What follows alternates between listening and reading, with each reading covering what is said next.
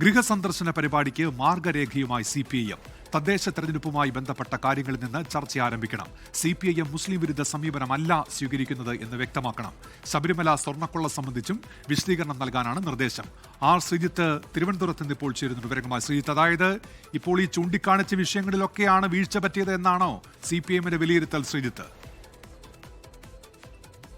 ഉന്മേഷ്, സർക്കാരുമായി ബന്ധപ്പെട്ടും CPIMുമായി ബന്ധപ്പെട്ടും തിരിച്ചടിക്കിടയാക്കിയ വിഷയങ്ങളിലെല്ലാം ജനങ്ങളെ കണ്ട് നേരിട്ടൊരു വിശദീകരണം നൽകുക എന്ന ഉദ്ദേശത്തോടുകൂടിയാണ് ഇന്നു മുതൽ ഒരാഴ്ചക്കാലം CPIM ഗൃഹസന്ദർശന പരിപാടി ആസൂത്രണം ചെയ്തിരിക്കുന്നത്. ഈ ഗൃഹസന്ദർശന പരിപാടിയിൽ ഏത് നിലയ്ക്കാണ് ജനങ്ങളോട് ഇടപെടേണ്ടത് എന്നത് സംബന്ധിച്ച ഒരു വ്യക്തമായ മാർഗനിർദ്ദേശം അടങ്ങുന്ന ഒരു കുറിപ്പ് എല്ലാ ഘടകങ്ങൾക്കും CPIM നേതൃത്വം കൈമാറിയിട്ടുണ്ട്. ചെറിയ സ്കോഡുകളായി വീട് കയറുന്ന ആളുകൾ ആദ്യം തദ്ദേശ തെരഞ്ഞെടുപ്പുമായി ബന്ധപ്പെട്ട പൊതുകാര്യങ്ങൾ വെച്ച് ചർച്ച തുടങ്ങണം. തിരിച്ചടി ഉണ്ടായ സ്ഥലങ്ങൾ, തിരിച്ചടിക്ക് കാരണമായത് എന്തൊക്കെയാണെന്ന മട്ടിൽ ചർച്ച തുടങ്ങണം. ജനങ്ങൾ പറയാനുള്ള കാര്യങ്ങൾ ക്ഷമാപൂർവ്വം കേൾക്കണം.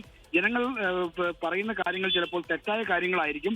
എന്നാൽ അവരോട് ഇടയിൽ കയറി തടസ്സപ്പെടുത്തുകയോ മറ്റും ചെയ്യരുത്. വാദിച്ച് ജയിക്കാനല്ല, മറിച്ച് ജനങ്ങളെ ശരിയായ കാര്യങ്ങൾ ബോധ്യപ്പെടുത്താനുള്ള ഉദ്ദേശത്തോടുകൂടിയാണ് എന്ന മട്ടിൽ അത് ക്ഷമാപൂർവ്വം കേൾക്കണമെന്നാണ് മാർഗനിർദ്ദേശത്തിൽ പറയുന്ന ഒരു കാര്യം. ഇതോടൊപ്പം തന്നെ സർക്കാരുമായും പാർട്ടിയുമായും ബന്ധപ്പെട്ട് ഉയർന്നുവന്ന വിമർശനങ്ങളെ ഓരോ തലക്കെട്ടുകളായി തിരിച്ചുകൊണ്ട് ആ കാര്യങ്ങളിൽ എന്തൊക്കെ നിലപാടാണ് ചോദിക്കുന്ന ജനങ്ങളോട് അറിയിക്കേണ്ടത് എന്ന കാര്യം വ്യക്തമാക്കുന്നുണ്ട്. ഇതിൽ ഏറ്റവും പ്രധാനപ്പെട്ടത് പത്മകുമാറിനെതിരെ സ്വർണ്ണക്കൊള്ള കേസിൽ അറസ്റ്റിലായ പത്മകുമാറിനെതിരെ എന്തുകൊണ്ട് സംഘടനാ നടപടി സ്വീകരിച്ചില്ല എന്നതിനെ സംബന്ധിച്ചാണ്. പത്മകുമാറിനെതിരെ നടപടി എടുക്കണമെന്ന ചർച്ച വരുന്ന ഘട്ടത്തിൽ അദ്ദേഹം ചെയ്ത കുറ്റം എന്താണെന്ന് വ്യക്തമാക്കിയിരുന്നില്ല. കുറ്റപത്രത്തിൽ അത് വ്യക്തമാകുന്ന മുറയ്ക്ക് പാർട്ടി ഉചിതമായ തീരുമാനമെടുക്കുമെന്നാണ് ജനങ്ങളെ അറിയിക്കേണ്ടത്. തന്ത്രിയായാലും രാഷ്ട്രീയക്കാരനായാലും മുഖം നോക്കാതെ അവരെ നിയമത്തിന് മുന്നിൽ കൊണ്ടുവരിക എന്ന ഒരു നിലപാടാണ് ഇക്കാര്യത്തിൽ CPIMനും സർക്കാരിനും ഉള്ളത് എന്ന് ജനങ്ങളോട് വ്യക്തമാക്കണമെന്നാണ് പറഞ്ഞിട്ടുള്ളത്. ഒപ്പം തന്നെ CPIMനെ ഏറ്റവും മതിക്കുന്ന ഒരു പ്രശ്നം മുസ്ലിം ന്യൂനപക്ഷങ്ങളോടുള്ള സമീപനമാണ്. പാർട്ടി മുസ്ലിം ന്യൂനപക്ഷത്തിനെതിരല്ല എന്ന കാര്യം ജനങ്ങളെ ആവർത്തിച്ച് ബോധ്യപ്പെടുത്തണമെന്നും ഈ കുറിപ്പിൽ നിർദ്ദേശിക്കുന്നുണ്ട്. ജനങ്ങൾ